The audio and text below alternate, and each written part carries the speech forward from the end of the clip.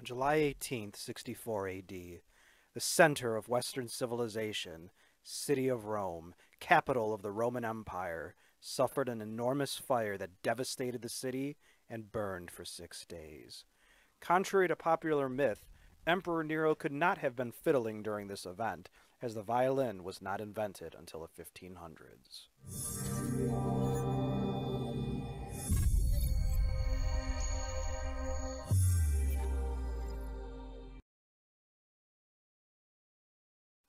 Actually, Nero's enemies accused him of sending out teams of agents pretending to be drunk to start fires around the city.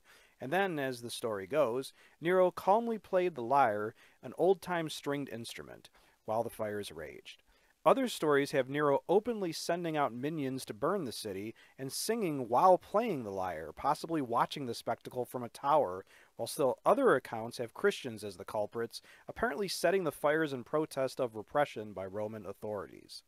Of course, Nero possibly blamed the Christians, an easy target at the time.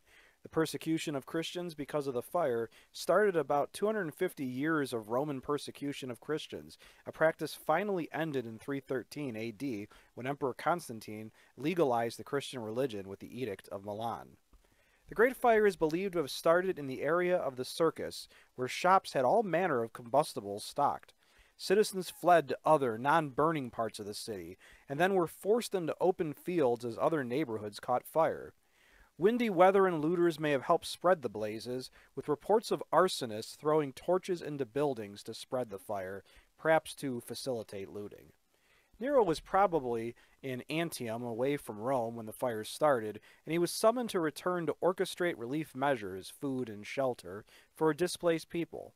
The 14 districts of Rome suffered greatly, with 3 districts burned to the ground and only 4 untouched by the fire. Even Nero's own palace was partially burned down, and temples and arcades burned with the rest of the buildings.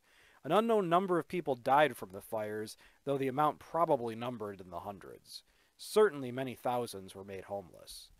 The common myth that Nero wanted the fire to clear the way for him to build a grander palace is mostly debunked by historians. The new palace that he did build after the fire was largely similar to the burned one.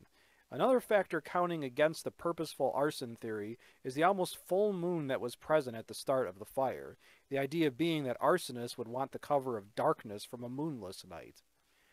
What do you think the real cause of the Great Fire of Rome was? Was Nero somehow complicit? Please share your thoughts on the subject in the comments. And if you like this video and would like to receive notification of new videos, please feel welcome to subscribe to History in Headlines. Your viewership is much appreciated.